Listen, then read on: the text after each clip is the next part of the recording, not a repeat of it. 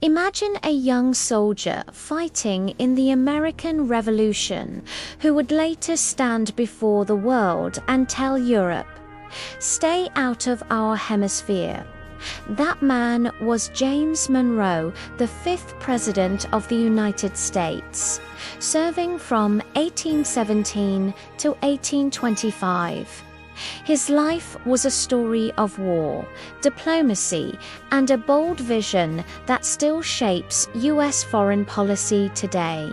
Early life of James Monroe. James Monroe was born on April 28, 1758, in Westmoreland County, Virginia, into a family of modest means. Orphaned by age 16, he enrolled at the College of William and Mary. But history had other plans. The Revolutionary War broke out, and young Monroe dropped his books for a musket, joining the Continental Army. In December 1776, at the famous Battle of Trenton, Monroe was wounded while bravely charging with George Washington's forces. This courage would follow him throughout life. After the war, Monroe studied law under none other than Thomas Jefferson. At just 25, he became a delegate to the Continental Congress, later serving in the U.S. Senate and as governor of Virginia. But his biggest moves came on the global stage. Diplomatic adventures. In the 1790s, Monroe was sent to France as U.S. minister. He navigated the stormy seas of the French Revolution, building friendships that helped secure American interests. Later, as minister to Britain and Spain, he negotiated treaties that expanded U.S. borders, including the purchase of Florida from Spain. Presidency and the era of good feelings. When Monroe became president in 1817, the War of 1812 was over.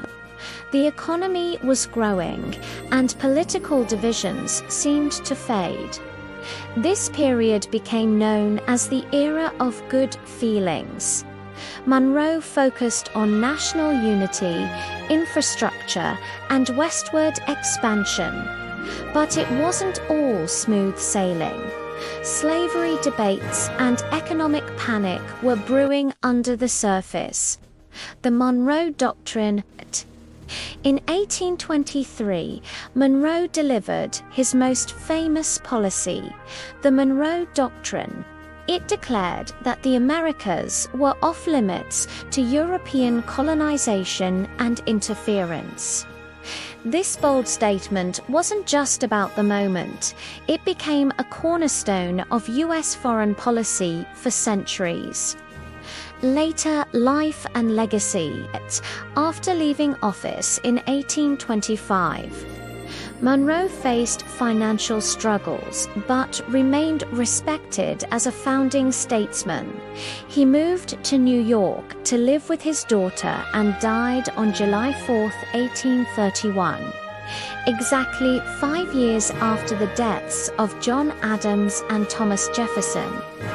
That's right, another founding father gone on Independence Day. His legacy.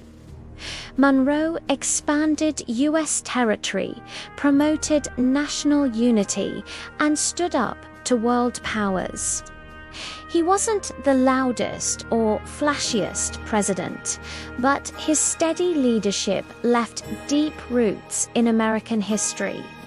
From a teenage soldier bleeding on the battlefield to the leader who told Europe to back off, James Monroe's life reminds us that courage and vision can shape the destiny of a nation. The next time you hear about U.S. foreign policy, remember the quiet Virginian who drew the line. History isn't just the past, it's the story of how we got here. Subscribe for more presidential stories.